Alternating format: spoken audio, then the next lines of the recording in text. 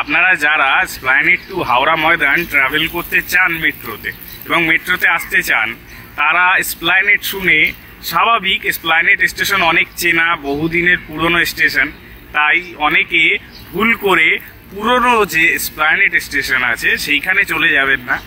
এই হাওড়া গন্তব্যে যাওয়ার জন্য এই এসপ্ল্যানেড স্টেশনটি ঠিক এলআইসি অফিস, মানে আপনি দেখতে পাবেন আমার অপোজিটে এলআইসি অফিস ধর্মতলা মোড়, তার অপোজিটে আছে হলো এসপ্ল্যানেড।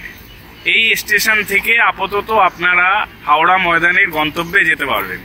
আর ওই যে এসপ্ল্যানেড স্টেশনটা আছে, যেটা মেট্রো গলির পাশে আপনারা পান, সেটা থেকে আপনার যে গন্তব্য সেই দিকে যাওয়া যাবে, অসুবিধা নেই, যেটা পুরনো রুট সেটাই ছিল। কিন্তু আপনি যদি আপাতত হাওড়া ময়দানের দিকে যেতে চান, তাহলে আপনার অবশ্যই ফলো করতে হবে এই স্টেশনটা। আপনি ভুল করে পুরনো স্টেশনে ঢুকে যাবেন না।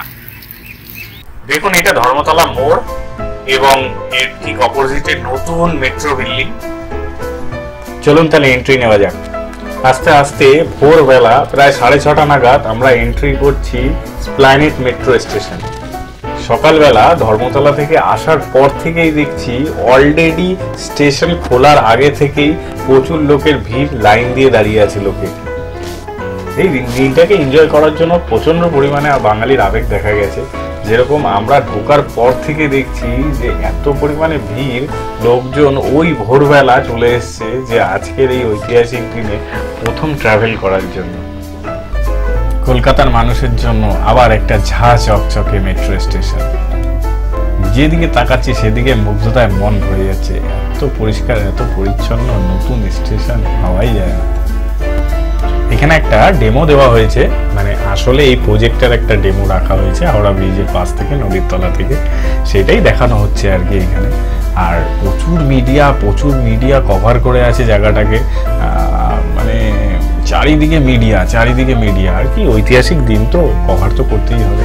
সেরকম লোকেরও আবেগ, যেমন দেখতে পাচ্ছেন লোকে লাইন দিয়ে দাঁড়িয়ে আছে প্রচণ্ডভাবে এক্সাইটেড আর কি, যে প্রথম টিকিট কে পাবে বা প্রথম টিকিট কিরকম হবে, কি হবে, এটা দেখার জন্য। চলুন আমরাও তাহলে চলে যাই।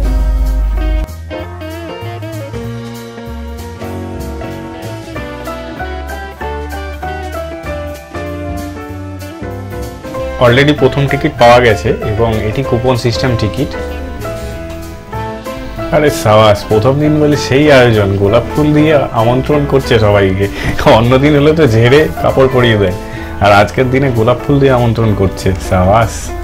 যাই হোক, আজকে প্রত্যেকে কোমল সুরে সবাইকে আহ্বান করে নিচ্ছে যারা প্রথম ট্রাভেল করছে এই ট্রেনে। সবাই খুশি, কর্তৃপক্ষরাও খুশি এবং যারা যাত্রা করছে তারাও খুশি। এ কি, কাকা জোর করে গোলাপ নিয়ে যাচ্ছে, বলছে দিতেই হবে, না দিলে যাবো না।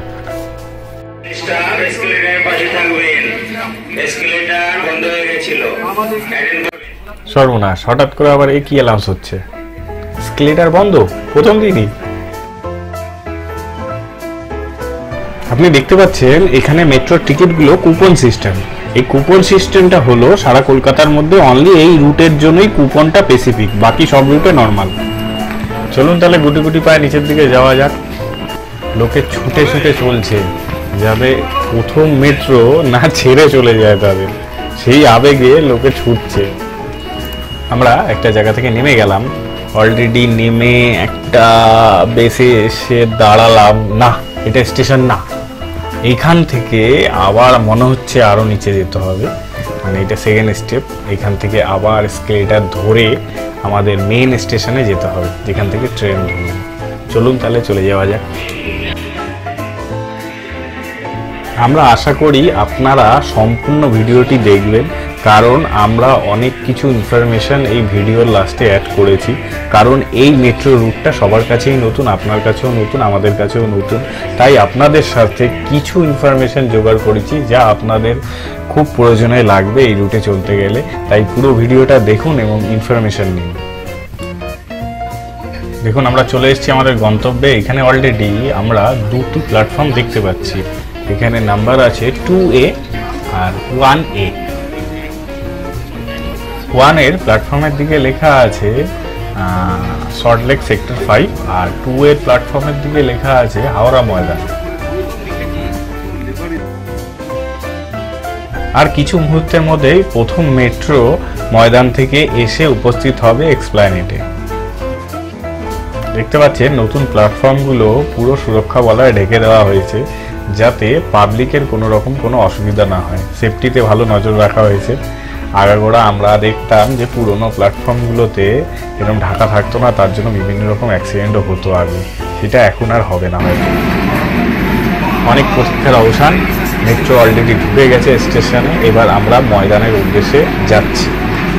আপনারা দেখতে পাচ্ছেন যে লোকো ক্যাবের ইন্টেরিয়রটা কিরকম কি ব্যবস্থাপনা করা আছে, আমি ছোট্ট করে তুলে ধরেছি আপনাদের সামনে।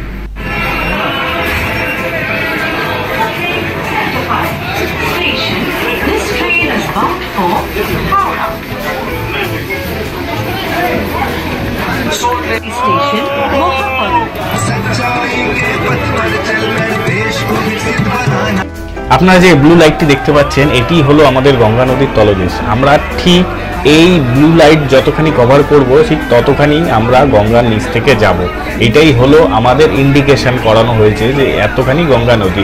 এই ব্লু লাইট শেষ হয়ে গেলে আপনার বুঝতে হবে আপনি গঙ্গা নদী পেরিয়ে গেছেন। সাধারণ মানুষের আবেগ ধরে রাখা যাচ্ছে না, আনন্দে তারা চিৎকার করছে। অসাধারণ অনুভূতি।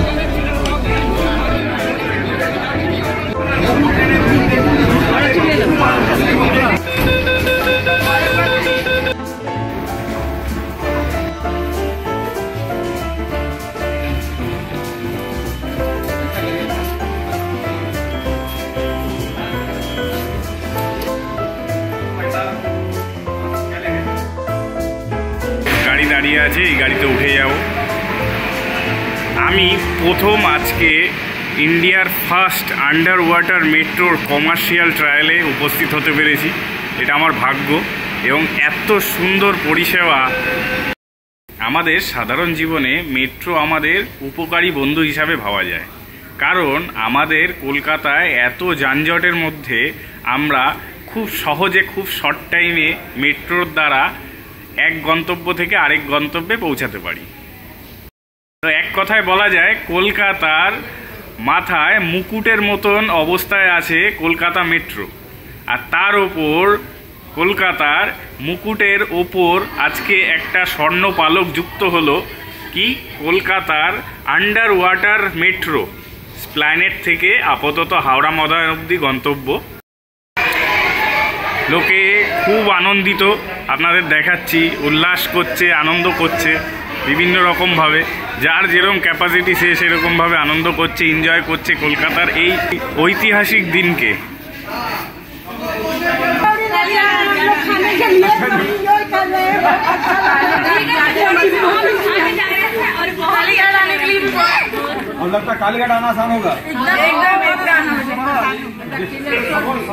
আমাদের ধর্মতলা থেকে হাওড়ায় আসার আমার পার্সোনালি মনে হয় একটাই অসুবিধা, সেটা হলো এই চরম যানজট।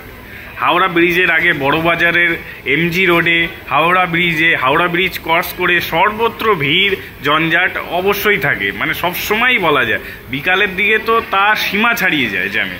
তো তার মধ্যে এই আন্ডার ওয়াটার মেট্রো আমাদের কলকাতাবাসীর জন্য একটা মানে অসাধারণ গিফট। মানে এইরকম একটা অসম্ভব জিনিস সম্ভব করেছে। যাই হোক, আমাদের অথরিটি বা সরকার বা মেট্রো রেল, তাদের জন্য অনেক অনেক ধন্যবাদ যে এতটা শর্ট টাইমে আমরা চলে আসলাম এসপ্ল্যানেড থেকে মেট্রো। আমি কোনোদিন ভাবতে পারিনি, হয় মধ্যরাত্রে ছাড়া সম্ভব হতো না এত তাড়াতাড়ি আসা, আর দিনের বেলা তো এত ফাস্ট পৌঁছানো কোনোদিন সম্ভব হতো না।